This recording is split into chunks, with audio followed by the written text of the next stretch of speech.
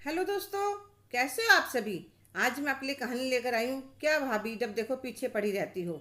आज सुरभि अपनी पहली सैलरी लेकर घर जा रही थी और उसकी खुशी का कोई ठिकाना ही नहीं था। जब उसकी शादी रोहन के साथ हुई थी तो उन्होंने कहा था हमें हाउस वाइफ चाहिए, ना कि नौकरी करने वाली बहू।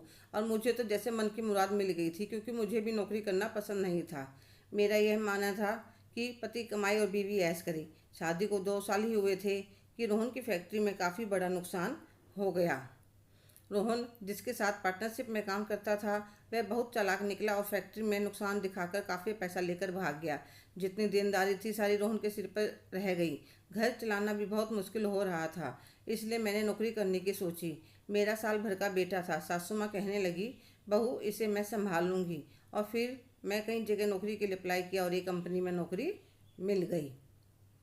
मुझे इतना लायक बनाने में मेरी भाभी का काफ़ी बड़ हाथ था। जब वे ब्याह कर आई तो मैं 8वीं कक्षा में पढ़ती थी, पर पढ़ाई में मेरा मन बिल्कुल भी नहीं लगता था। मेरी माँ भी घरेलू थी तो उनका भी यही मानना था कि औरतों को घर के काम आना ज़्यादा ज़रूरी है। और भाभी ने आने के बाद मेरी पढ़ाई पर ध्यान देना शुरू कर दिया। शुरू शुरू में तो मुझे बहुत गुस्सा उठता था कि भाभी अपने आप को क्या समझती है, जब देखो लेक्चर देती रहती है और मुझे समझाती रहती है। सुरभि, ज़िंदगी में पढ़ाई करना, अपने पैरों पर खड़ा होना बहुत ज़रूरी है।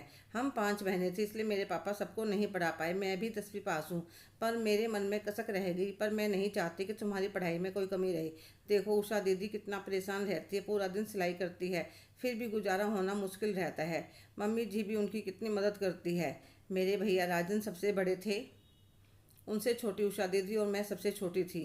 पहले मम्मी ने उषा दीदी की शादी करी, फिर भैया की करी। उषा दीदी भी 8वीं पास है, पर सिलाई अच्छी करती है। जीजा जी की एक परचून की दुकान है और वह ज़्यादा नहीं चलती, इसलिए दीदी को सिलाई करके गुजारा करना पड़ता है। भाभी ने कहा, सुरभि तुम अपना पढ़ाई में ध्यान लगाओ, घर का काम मैं अपने आप संभाल लूँगी। धीरे धीरे मुझे भी लगन होने लगी। अब भाभी की बातें मुझ पर असर करने लगी थी। जहाँ अब तक मेरे पासिंग मार्क्स आते थे, वहीं काफ़ी अच्छे आने लगे। अब तो मेरे अंदर भी लगन लग गई और धीरे धीरे 12वीं पास करके मैं कॉलेज में दाखिला ले लिया। भाभी ने मुझसे कहा, सुरभि बच्चों को ट्यूशन पढ़ाओ, इससे तुम्हारा खर्चा भी निकलेगा और तुम्हारा कॉन्फिडेंस भी बढ़ेगा। सच में मुझ में काफ़ी सुधार हुआ। पढ़ाई पूरी करने के बाद मैंने नौकरी के लिए इंटरव्यू दिया तो मैं पास हो गई और नौकरी करने लगी। इतने सालों में 2 बच्चों की बुआ बन गई। पर जब मैं नौकरी पर जाती थी तो जो मैरिड लेडीज होती थी उनकी बातें सुनकर मुझे शादी के बाद नौकरी करने के नाम पर बड़ा डर लगता था। सब परेशान रहती थी, सुबह उठो, बच्चों को संभालो, घर का काम करो, ऑफिस के लिए दौड़ लगाओ। घर में घुसते ही फिर घर के काम शुरू हो जाते हैं। हमारी ज़िंदगी तो बिल्कुल ख़राब हो गई है। तो मैं भी कुछ डर सी गई थी। एक दिन मैंने अपने मन की बात भाभी से कही। कहने लगी, सुरभि शादी के बाद नौकरी करना जरूरी नहीं है। अगर लड़की वाले पसंद नहीं करते या घर में ज़रूरत नहीं है या तुम नहीं करना चाहती तो कोई ज़बरदस्ती नहीं है, पर तुम्हारे पास हुनर है। कल को भगवान ना करे तुम्हें कुछ ज़रूरत पड़ जाए तो तुम्हें किसी के सामने हाथ नहीं फैलाने पड़ेंगे। जो तुमने पढ़ाई करके काबिलियत हासिल करी है वह तुम्हारे पास पूरी उम्र रहेगी।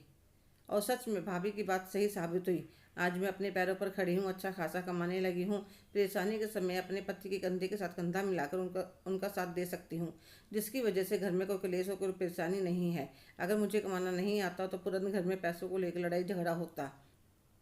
सच में भगवान तुम्हारा बहुत बहुत शुक्रिया, जो मुझे भाभी के रूप में एक माँ मिल गई। हेलो दोस्तों, कैसे हो आप सभी। आज की कहानी आपको कैसी लगी कमेंट करके ज़रूर बताइएगा।